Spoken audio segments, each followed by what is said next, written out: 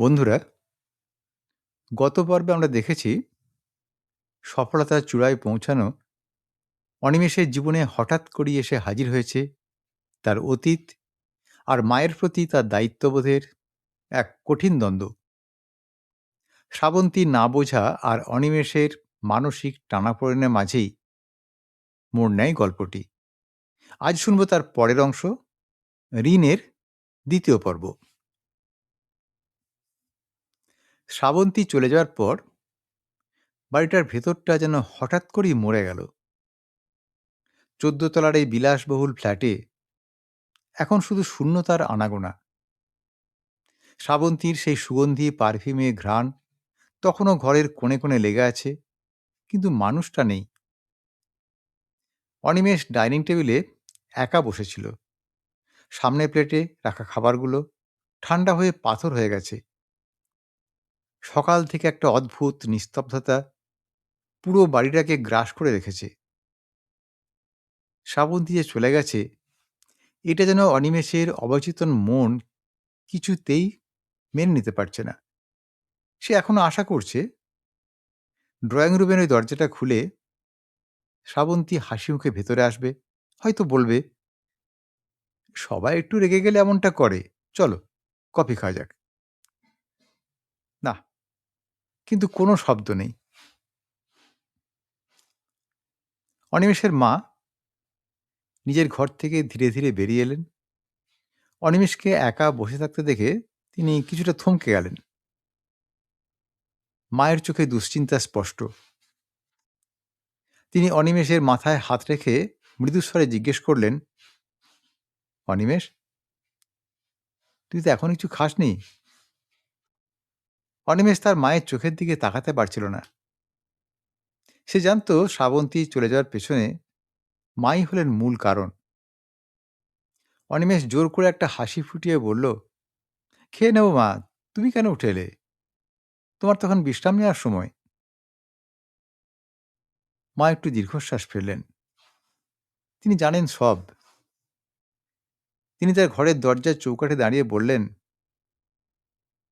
অনিমেষ, আমি তোকে তো আগেই বলেছিলাম, তোর সংসারটা আমার জন্য নষ্ট করিস না। আমি একাই তো থাকতে পারি, আমার তার বেশি কিছু লাগে না। অনিমেষ তার মায়ের হাতটা শক্ত করে ধরল। তার মনে হলো তার বাবার মৃত্যুর পর থেকে মা নিজেকে কতটা গুটিয়ে নিয়েছেন। সংসারের সুখের খাতিরে মা নিজের অস্তিত্বকে বিসর্জন দিতে রাজি, অথচ অনিমেষ পারছে না। শ্রাবন্তী চলে যাওয়াটা অনিমেষের কাছে এমন এক ব্যক্তিগত ব্যর্থতা যে সে মায়ের সান্ত্বনাকেও আজ নিতে পারছে না। সেদিন রাতে অনিমেষের ঘুম আসছিল না। সে বারান্দায় গিয়ে দাঁড়িয়েছিল। নিচে শহরের রাস্তাগুলো তখনও আলোকিত। দূরে কোথাও কোনো গাড়ির হর্ন শোনা যাচ্ছে। সে ভাবছিল শ্রাবন্তীর কথা। তারা যখন একসাথে ছিল, তখন কি সত্যিই তারা সুখী ছিল, নাকি তারা দুজন কেবল এক ছাদের নিচে বাস করা দুটি অচেনা মানুষ ছিল, যারা একে অপরের স্বপ্নকে বুঝতে ব্যর্থ হয়েছে? শ্রাবন্তী হয়তো তার ক্যারিয়ার আর স্বাধীনতার মাঝে নিজেকে হারিয়ে ফেলেছিল। অনিমেষ ভাবল, কেন সে শ্রাবন্তীকে আটকাতে পারল না? সে কি সত্যিই আটকাতে পারত? যদি আজ সে বলতো যে মাকে সে কসবায় পাঠিয়ে দেবে, তবে কি শ্রাবন্তী ফিরে আসতো? এই দ্বিধা তাকে প্রতিদিন কুড়ে কুড়ে খাচ্ছে। সে তার ল্যাপটপটা খুলল, কিন্তু কাজ করতে পারছে না। তার চোখের সামনে ভেসে উঠছে শ্রাবন্তীর গোছানো সব জিনিসপত্র, যা সে যাওয়ার সময় অগোছালো রেখে গেছে। একজোড়া দামি কানের দুল ড্রেসিং টেবিলের উপর পড়ে আছে। তার প্রিয় বইটা খোলা অবস্থায় সোফার উপরে পড়ে আছে। এই ছোট ছোট জিনিসগুলো যেন তাকে শ্রাবন্তীর অনুপস্থিতির কথা বারবার মনে করিয়ে দিচ্ছে। অনিমেষ তার ডায়েরিটা বের করল। গত 10 বছর ধরে সে তার মনের কথাগুলো ডায়েরিতে লিখে রাখে, কিন্তু আজ ডায়েরি পাতাগুলো যেন সাদা মনে হচ্ছে। সে সেখানে কি লিখবে? ভাঙা সম্পর্কের ইতিহাস, নাকি ব্যর্থ পুত্রের দীর্ঘশ্বাস? ভোর হওয়ার ঠিক আগের মুহূর্তটাতে অনিমেষের মনে হলো সে আজ এক গভীর চোরাবালিতে আটকে গেছে।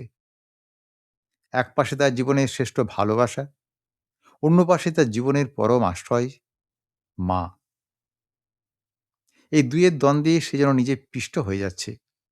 সে কি এমন কোনো পথ খুঁজে পাবে না যেখানে এই দুই বিপরীত মেরুর মিল হবে, নাকি এই নীরবতার দেয়াল আজীবন অটুট থাকবে? অনিমেষের চোখের কোণ বেয়ে এক ফোঁটা জল গড়িয়ে পড়ল। এই কান্না শ্রাবন্তীর জন্য নয়, এই কান্না সেই মানুষটির জন্য যে আজ নিজেকে বড় একা অনুভব করছে, যে আজ বুঝতে পারছে মানুষ যখন বড় হয় তখন আসলে সে নিজের চারপাশের মানুষকে হারিয়ে একাকিত্বের বিশাল সাগরে ভাসতে শুরু করে। শ্রাবন্তী চলে যাওয়ার পর এই ফ্ল্যাটের প্রতিটি কোণ যেন কথা বলতে শুরু করেছে। শোবার ঘরের প্রতিটি আলমারি, ড্রেসিং টেবিলের কাঁচ, এমনকি শ্রাবন্তী রাখা দামি সুগন্ধির বোতলগুলো এখন এক গভীর বিষণ্ণতায় পূর্ণ। অনিমেষের কাছে মনে হয় সে এখন এক বিশাল প্রাসাদের পাহারা দিচ্ছে, যেখানে প্রাণের কোনো স্পন্দন নেই। তবে এই সবকিছুর মাঝেও একটি বিষয় তাকে প্রতিনিয়ত বিদ্ধ করে, আর তা হলো মায়ের নীরবতা। মা এখন আর আগের মতো অনিমেষের সাথে খুব একটা কথা বলেন না। তিনি দিনের বেশিরভাগ সময় নিজের ঘরেই কাটান। জানলার দিকে তাকিয়ে বাইরে গাছপালা দেখেন। মাঝে মধ্যে অনিমেষ যখন অফিস থেকে ফিরে মায়ের ঘরে যায়, দেখে মা হয়তো চুপচাপ বসে আছেন, হাতে একটি জপমালা, চোখ বন্ধ। অনিমেষ যখন জিজ্ঞেস করে, মা, কিছু খাবে? মা কেবল একটু হাসেন। সেই হাসিটা খুব ক্লান্ত, যেন তিনি নিজেকে অপরাধী মনে করছেন। তিনি বুঝতে পারছেন তার কারণেই অনিমেষের সংসার আজ ভাঙনের মুখে। মায়ের এই নীরবতা অনিমেষের কাছে চিৎকার করে ওঠার চেয়েও বেশি যন্ত্রণাদায়ক। অনিমেষের দিনগুলো এখন একঘেয়ে এক রুটিনে বাঁধা। সকালে উঠে মায়ের ওষুধ, তারপর মায়ের জন্য হালকা খাবার তৈরি করা, এরপর অফিসে কাজের জন্য ল্যাপটপ নিয়ে বসা। কাজের ফাঁকে অনিমেষের নজর চলে যায় দরজার দিকে। শ্রাবন্তী ফিরবে না জেনেও তার অবচেতন মন যেন এখনো অপেক্ষায় থাকে। বিকেলে অনিমেষের মা যখন বারান্দায় গিয়ে বসেন, অনিমেষ তার পায়ের কাছে গিয়ে বসে। এটা এখন তার দিনের সবচেয়ে বড় মুহূর্ত। এক সন্ধ্যায় আকাশটা মেঘলা হয়ে আসছে, অঝোরে বৃষ্টি পড়ার সম্ভাবনা। অনিমেষ মায়ের পায়ের কাছে বসেছিল। অনেকক্ষণ কোনো কথা হয়নি। হঠাৎ মা তার সেই খসখসে হাতটা অনিমেষের চুলে রাখলেন। তিনি খুব মৃদুস্বরে বললেন, তুই কি খুব কষ্ট পাচ্ছিস অনিমেষ? অনিমেষ মায়ের হাতের স্পর্শে চমকে উঠল। সে জানে এই প্রশ্নটি মা অনেকদিন ধরেই নিজের ভেতরে পুষে রেখেছিলেন। অনিমেষ বলল, কষ্ট কিসের মা? আমি তো ঠিকই আছি। মা দীর্ঘশ্বাস ফেলে বললেন, মিথ্যে বলিস না রে। আমি জানি তোর এই সাফল্যের পেছনে আমার কোনো অবদান নেই। সবটাই তোর নিজের মেহনতের ফসল। কিন্তু আজ আমার অসুস্থতার জন্য তোর হাসি খুশি সংসারটা ভেঙে গেল। আমি কি চলে যেতে পারি না অন্য কোথাও, কোনো বৃদ্ধাশ্রমে কিংবা কসবার বাড়িতে? অনিমেষ মায়ের হাতটা ধরে নিজের বুকে চেপে ধরল। তার কণ্ঠস্বর কেঁপে উঠল। মা, তুমি এসব কি বলছো? তুমি কি আমায় এতই পর ভাবো? বাবা তার শরীরের শেষ রক্তবিন্দু দিয়ে আমাকে মানুষ করেছেন। সেই ঋণ তো কখনোই শোধ হওয়ার নয়। আজ যখন মা অসহায়, তখন আমি যদি তার পাশে না দাঁড়াই, তবে তুমি মানুষ হিসেবেই ছোট হয়ে যাবো মা। শ্রাবন্তী হয়তো এটা বুঝতে পারছে না, কিন্তু আমি কি সব ভুলে যেতে পারি? মা, তুমি ছাড়া আমার আর কে আছে? অনিমেষের কথা শুনে মা আর কোনো প্রতিবাদ করলেন না। শুধু তার দুচোখ দিয়ে জল গড়িয়ে পড়ল। এই কান্নাটা দুঃখের নয়, এই কান্নাটা এক অসহায় মায়ের তৃপ্তির, যিনি জানেন তার সন্তান এখনো মূল্যবোধকে হারায়নি। কিন্তু মায়ের এই চোখের জল অনিমেষকে আরো বেশি করে নিজের দিকে তাকাতে বাধ্য করল। সে কি সত্যিই পারছে মাকে ভালো রাখতে? প্রতিদিন রাত ১২টা নাগাদ অনিমেষ যখন ক্লান্ত হয়ে বিছানায় শুতে যায়, সে শ্রাবন্তীর পাঠানো সেই টেক্সট মেসেজটা বারবার পড়ে। শ্রাবন্তী লিখেছিল, "দেখো অনিমেষ, আমি আর এই দমবন্ধ পরিবেশে থাকতে পারছি না। তুমি তোমার মায়ের প্রতি এত বেশি মনোযোগী যে সেখানে আমার কোনো জায়গাই নেই।" এই কথাগুলো অনিমেষকে দগ্ধ করে। তা কি সত্যিই কোনো ভুল ছিল? সে কি শ্রাবন্তীকে যথেষ্ট সময় দেয়নি?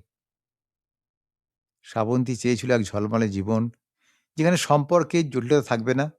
আর অনিমেষ চেয়েছিল শিকড়ের টান। এই ২ পৃথিবীর মানুষ কখনোই কি একই পথে চলতে পারবে না? অনিমেষের মনে হলো সে এই মুহূর্তে পৃথিবীর সবচেয়ে অসহায় মানুষ। সে তার মায়ের সেবা করছে, ক্যারিয়ারে নিজের পজিশন ধরে রাখছে। কিন্তু তার ভেতরে যে মানুষটি ছিল, সে অনিমেষ, সে কি দিনে, দিনে হারিয়ে যাচ্ছে? এই নীরবতার দেয়ালটি কি কেবল শ্রাবন্তী আর অনিমেষের মাঝে নয়, এটা যেন অনিমেষের নিজের অস্তিত্ব আর তার জীবনের স্বপ্নের মাঝেও দাঁড়িয়ে গেছে। সে তার ল্যাপটপটা বন্ধ করল। জানলার বাইরে বৃষ্টির শব্দ বাড়ছে। অনিমেষ বুঝতে পারল, শ্রাবন্তী চলে গেলেও সে তার মাকে কোনোদিন একা ছাড়বে না। কারণ মাই তার জীবনের আসল পরিচয়। শ্রাবন্তীর দেওয়া এই ক্ষতগুলো হয়তো সময়ের সাথে মিলিয়ে যাবে, কিন্তু মায়ের প্রতি এই টানই তাকে বাঁচিয়ে রাখবে। তবুও এই নিস্তব্ধ রাতে তার বুকের ভেতরটা হু হু করে কেঁদে ওঠে। কেন মানুষের ভালোবাসা এত কঠিন পরীক্ষায় পড়ে? কেন সম্পর্কগুলোকে টিকে থাকার জন্য এত বড় চড়া মূল্য দিতে হয় মানুষকে? কোনো উত্তর নেই। আছে শুধু চারপাশের এই গভীর, দীর্ঘস্থায়ী নীরবতা। শ্রাবন্তী চলে যাওয়ার পর সপ্তাহ ৩ পেরিয়ে গেছে। এই ২১টি দিন অনিমেষের জীবনের ক্যালেন্ডারে যেন ২১টি শতাব্দী। অফিসের সব কাজ সে যেন রোবটের মতো করছে। ভিডিও কনফারেন্সে সহকর্মীদের সাথে হাসি মুখে কথা বলছে, ক্লায়েন্টদের সাথে প্রজেক্ট নিয়ে আলোচনা করছে। সবই চলছে স্বাভাবিক নিয়মে। কিন্তু বুকের ভেতরটা যেন একটা পরিত্যক্ত বাড়ির মতো ফাঁকা। এরই মধ্যে একদিন বিকেলে অনিমেষের মোবাইলে একটা নোটিফিকেশন এলো। আইনজীবী এক বন্ধুর পাঠানো মেসেজ, শ্রাবন্তীর পাঠানো আইনি বিচ্ছেদের নোটিশ। একদিন সেই নোটিশের কাগজগুলো অনিমেষের কাছে এসে পৌঁছল। সে কাগজগুলো টেবিলে রেখে জানলার দিকে তাকিয়ে রইল। শ্রাবন্তী যে এমন চরম পদক্ষেপ নেবে তা হয়তো অনিমেষের অবচেতন মনে কোথাও একটা গেঁথে ছিল। কিন্তু হাতে যখন সেই কাগজগুলো এলো, তখন বাস্তবতার রূঢ়তা তাকে স্তব্ধ করে দিল। বিচ্ছেদের এই আইনি দলিল কেবল একটি চুক্তির অবসান নয়, এটি ছিল তাদের সেই স্বপ্নগুলো ভেঙে যাওয়ার দলিল, যা তারা বিয়ের শুরুতে একসাথে বোনার পরিকল্পনা করেছিল। শ্রাবন্তী যে কাগজগুলো পাঠাতে দ্বিধা করেনি, তার মানে সে মানসিকভাবে পুরোপুরি বিচ্ছিন্ন হয়ে গেছে। অনিমেষ সেই রাতে ডাইনিং টেবিলে আলো কমিয়ে একা বসেছিল। বাড়ির নিস্তব্ধতা যেন আজ আরো ভারী। ঠিক তখনই ল্যান্ডফোনটা বেজে উঠল। এই ডিজিটাল যুগে এই ল্যান্ডফোনের কল খুব একটা আসে না, তাই শব্দটা একটু কর্কশই মনে হলো। অনিমেষ রিসিভার তুলল। ওপাশ থেকে শ্রাবন্তীর কণ্ঠস্বর ভেসে এলো। অনেকদিন পর তার গলা শুনে অনিমেষের শরীরের ভেতর দিয়ে একটা শীতল স্রোত বয়ে গেল। অনিমেষ? শ্রাবন্তীর গলাটা শান্ত, তাতে কোনো উত্তেজনার আভাস নেই। অনিমেষ শুধু বলল, "হ্যাঁ, বলো। নোটিশটা পেয়েছ নিশ্চয়ই? আমি চাইছিলাম না ব্যাপারটা এতদূর গড়াক। কিন্তু তুমি পরিস্থিতির জটিলতা যেভাবে বাড়িয়ে দিচ্ছ, তাতে আমার মনে হয় আইনত আলাদা হয়ে যাওয়াটাই ভালো।" শ্রাবন্তীর গলার স্বরে এক ধরনের পেশাদারিত্ব ছিল, যা অনিমেষকে আরো বেশি আঘাত করল। সে যেন বন্ধুর সাথে কথা বলছে না, কথা বলছে একজন প্রতিদ্বন্দ্বীর সাথে। অনিমেষ দীর্ঘশ্বাস ফেলে বলল, শ্রাবন্তী, তুমি কি একবারও ভেবে দেখেছো আমরা কি হারাচ্ছি? সম্পর্কগুলো কি কেবল একটা খাম বা আইনি কাগজ দিয়ে শেষ করে দেওয়া যায়? শ্রাবন্তী উপাস থেকে একটু হাসল, এক বিষণ্ণ হাসি। আমরা অনেক আগেই যা হারিয়ে ফেলেছি অনিমেষ, আমি শুধু সেটার উপর সিলমোহর দিচ্ছি। আমি এমন একটা জীবন চেয়েছিলাম যেখানে আমি মুক্ত থাকব, যেখানে কোনো অপ্রয়োজনীয় দায়ভার থাকবে না। তুমি তোমার মাকে নিয়ে সুখে থাকো, আমিও আমার মতো করে বাঁচি। আমাদের লক্ষ্যগুলো এখন সম্পূর্ণ ভিন্ন পথে হাঁটছে। অনিমেষ কিছু বলতে চাইল, কিন্তু শব্দগুলো তার গলায় আটকে গেল। সে বুঝতে পারল শ্রাবন্তী আজ আর সেই পুরনো শ্রাবন্তী নেই, যে মেয়েটি একসময় অনিমেষের হাত ধরে স্বপ্ন দেখত। সে আজ ক্যারিয়ার আর ব্যক্তিগত স্বাধীনতার নামে নিজেকে এতটাই বদলে ফেলেছে যে অনিমেষ তাকে আর চিনতে পারছে না। ফোনের ওপার থেকে লাইন কেটে যাওয়ার শব্দটা অনিমেষের কানে যেন এক করুণ সুরের মতো বাজল। সে ফোনটা রেখে জানলার কাঁচের গায়ে মাথাটা ঠেকিয়ে দাঁড়িয়ে রইল। অন্ধকার আকাশ, দূরে কোথাও একটা বিমান উড়ে যাচ্ছে, যেন কোনো সুদূর গন্তব্যের উদ্দেশ্যে। অনিমেষের মনে হলো সে এই মুহূর্তে পৃথিবীর সবচেয়ে বড় পরাজিত মানুষ। সে তার মাকে আঁকড়ে ধরে রাখতে চাইল, কিন্তু তার চোখের সামনে ভেসে উঠছে শ্রাবন্তীর সেই শীতল মুখচ্ছবি। সে কি সত্যিই অপরাধী? সে কি সত্যিই কেবল তার মাকে প্রাধান্য দিয়ে নিজের জীবনটা ধ্বংস করে ফেলেছে? এই প্রশ্নের উত্তর আজও তার কাছে অজানা।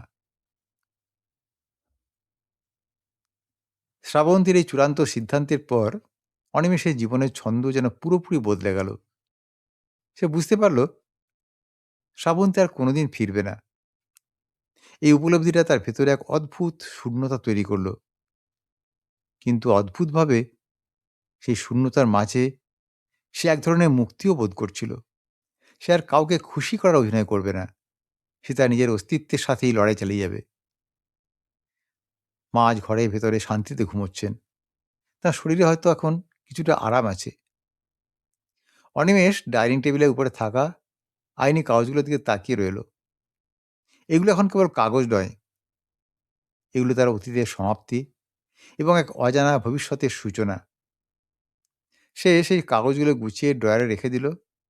আগামীকাল থেকে তার লড়াইয়ের রূপ হবে ভিন্ন। সে এখন একা, সম্পূর্ণ একা। কিন্তু সে জানে এই লড়াইয়ে সে হারতে রাজি নয়। কারণ তার অস্তিত্ব এখন আর কেবল অনিমেষের ক্যারিয়ার নয়, তার অস্তিত্ব এখন সেই মূল্যবোধ যা সে তার বাবার কাছ থেকে শিখেছিল। আর সেই শিক্ষা তাকে কখনো ভেঙে পড়তে দেবে না। বন্ধুরা, ঋণ গল্পের দ্বিতীয় পর্ব এখানেই শেষ হলো। খুব শিগগিরই আসছি পরবর্তী ও শেষ পর্ব নিয়ে। সবাই ভালো থাকবেন, সুস্থ থাকবেন। নমস্কার। আজকের গল্প তাহলে এখানেই শেষ করছি। গল্পটি কেমন লাগলো তা কমেন্ট করে জানাবেন। আর যদি ভালো লাগে তাহলে একটা লাইক দেবেন ও গল্পটি শেয়ার করবেন। আর যদি মনের মুকুর চ্যানেলটি এখনও সাবস্ক্রাইব না করে থাকেন তাহলে এখনই সাবস্ক্রাইব করে দিন। আজ তাহলে আসি বন্ধু, খুব শিগগিরই আবার হাজির হব এরকম একটি সুন্দর গল্পের ভিডিও নিয়ে। ততক্ষণ সবাই খুব ভালো থাকুন, সুস্থ থাকুন, আনন্দে থাকুন। নমস্কার।